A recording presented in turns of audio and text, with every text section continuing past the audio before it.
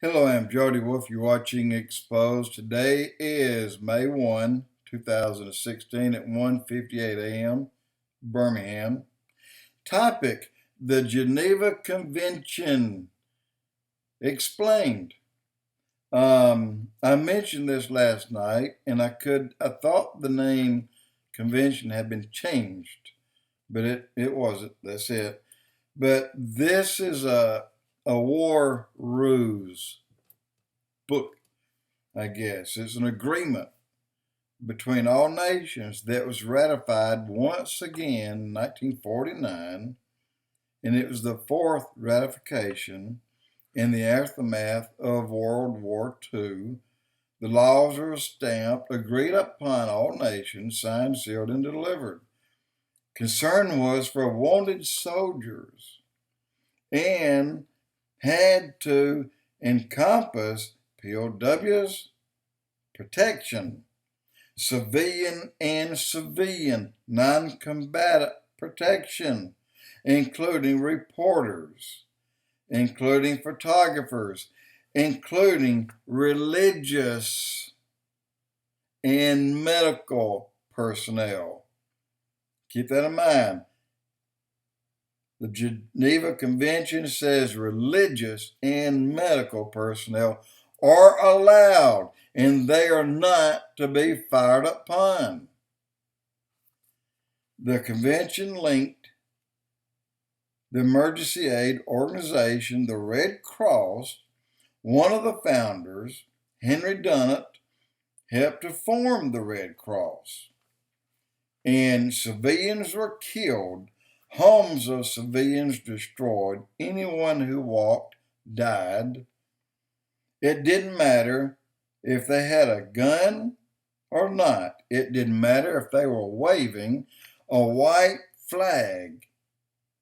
That is an international sign throughout the world. If you wave a white flag, you don't shoot them. They lay their arms down and they give up and they come to you. But even those who waved the white flag were gunned down. An international agreement was in place but was not honored. Wave a flag, yet you get killed. And everyone that did that was under the assumption by the laws that they knew before going into the war that that flag kept them alive. But yet they still got killed. I mean, not every country killed. Some did. Some didn't give a hoot about anybody. So if you have hypothetically jumped out of a parachuted out of a C-130 transport, I don't know how many men would come out of that thing, but a lot. In Japan, they're sitting on the ground shooting the enemy or the Americans before they ever touch the ground, just like quail hung up in some kind of thing floating out of the sky. They shot them, mowed them down before they ever got to the ground. Geneva Convention forbids that, but yet they did it. And it forbid that before the fourth ratification, which was including what happened in those years. And a certain amount of torture can be used. Death during torture cannot. At Guantanamo, some say the torture was too much. Now, who said the torture was too much? Well, the Taliban and Al-Qaeda. The fact is, Guantanamo did not exceed what the Geneva Convention war rules indicated and okayed. They never exceeded that. They did not go beyond that. But yet, there's some on our soil that believed the Taliban and Al-Qaeda over our own people. And I wonder who that may be. You all know his name. He's a Muslim president. So, on the other hand, the Al-Qaeda, Taliban, ISIS, 59 other groups, and there may be more than that, not once obeyed the war rules of any convention, Geneva or otherwise. They killed, and they killed, and they tortured, and they tortured, and they beheaded. And I mean, 90% of the beheadings was not quickly. They took a knife. Some started here, some started on the neck, on the back. But yet, a little bit of water trickling down their nose into their throat is torture. Which would you rather have, that or somebody slowly sawing your neck off? Really? Not once did any Islamic Muslim obey any of the war rules. Not one time.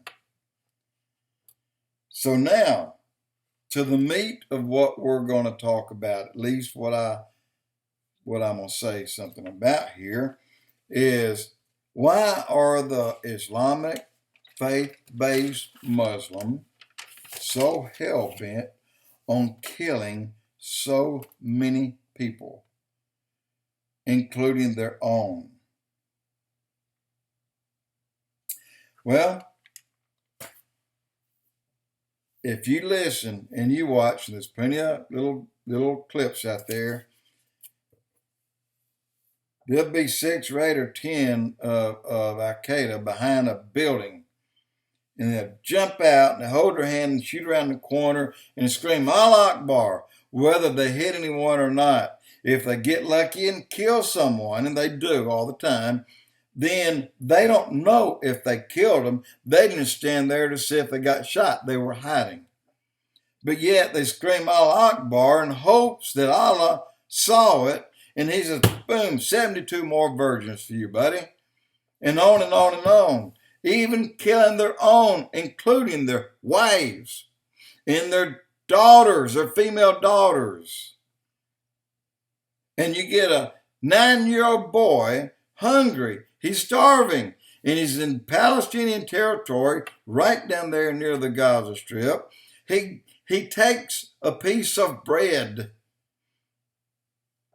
He's a young boy, and a 26, 27-year-old Palestinian grabs him and hauls him out there, lays him down, lays that arm out, stands on his elbow right here, and has a truck to ride over his arm and crush it because he took a piece of bread. He was hungry.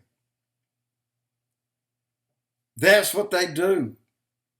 All of the Islamic faith-based Muslims, they kill their women, they torture them, they beat them at least once a week, and then they complain about water trickling down their nose and down in their mouth.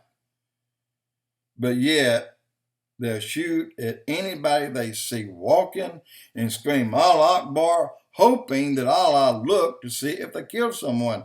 Let me tell you what, Allah is, if there is one, is an Allah with a little g, Elohim.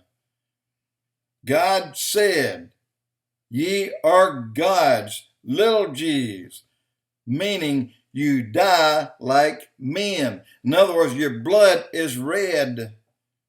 You will die like men, meaning I made you. So, all you guys, yes, you're going to get your 72 virgins. Each person you killed, 72 virgins for each. And you can invite any number of the members of your family to receive the same. But when you get to hell, just want you to know, these are not female virgins you're going to encounter. They're demon virgins you're going to encounter. And boy, they cannot wait to get their ding-dongs on you. I mean, you are in trouble. And you know what? The good thing is, happy hour starts and never ends. Have fun, guys. Jody Wolf Expoz.